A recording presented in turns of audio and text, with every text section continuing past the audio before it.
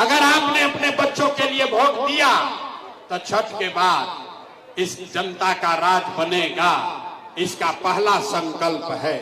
सबको याद कर लीजिए, इसका पहला संकल्प है, नाली गली बनो चाहे मत बनो, स्कूल अस्पताल जब सुधरी तब सुधरी, लेकिन साल भर के अंदर जितना आपके घर का सामान गया है बाहर मजदूरी करने, रोजी रोजगार के चक्कर में, जो बच्चे आपके पढ़ लिख कर बेरोजगार बैठे हैं, उसको सरकारी नौकरी मिले या ना मिले, लेकिन सभी के लिए, याद कर लो भाई, सभी के लिए कम से कम 10 से 12 हजार रुपया के रोजी रोजगार का व्यवस्था यही बिहार में करके दे दिया जाएगा।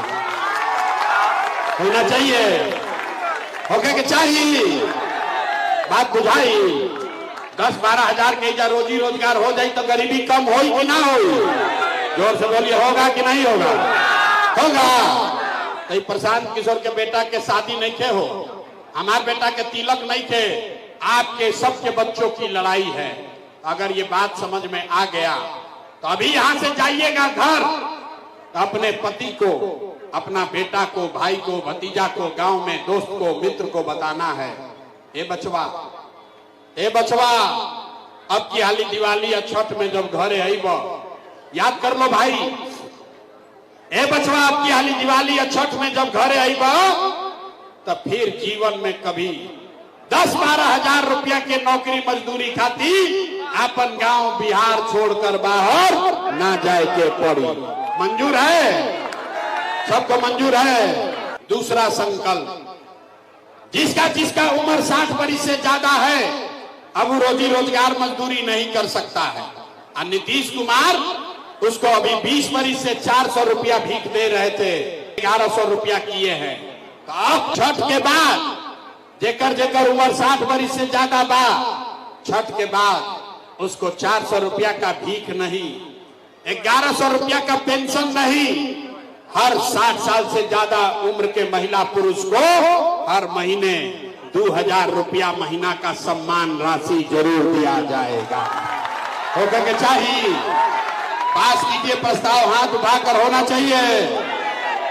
तो आपके बच्चों के लिए 10-12 हजार के रोजगार हो जाए, अब बूढ़ लोग के 2000 रुपया मिले लगी तो गरीबी में कुछ राहत मिली ना, लेकिन गरीबी खत्म ना हुई।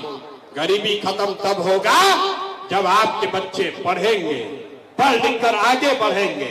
इसलिए तय हुआ कि अगर आपने अपने बच्चों के लिए वोट दिया, शिक्षा रोजगार के लिए वोट दिया, तो दिवाली के छठ के बाद हर गरीब व्यक्ति को ये अवसर होगा, हर गरीब परिवार को, कि जब तक सरकारी स्कूल ना सुधरी, अभी आपका लड़का जाता है स्कूल में, पढ़ता नहीं है, खिचड़ी खाया घरे चला आया, तो अभी तय हुआ कि छठ के बाद जब तक सरकारी स्कूल ना सुधरी, तो गरीब आदमी अपने बच्चे को आप प्राइवेट अंग्रेजी स्कूल में भेजिए, स्कूल भेजने का फीस और खर्चा सरकार की ओर से दिया जाएगा, ताकि गरीब से गरीब का बच्चा भी अंग्रेजी स्कूल में पढ़ सके।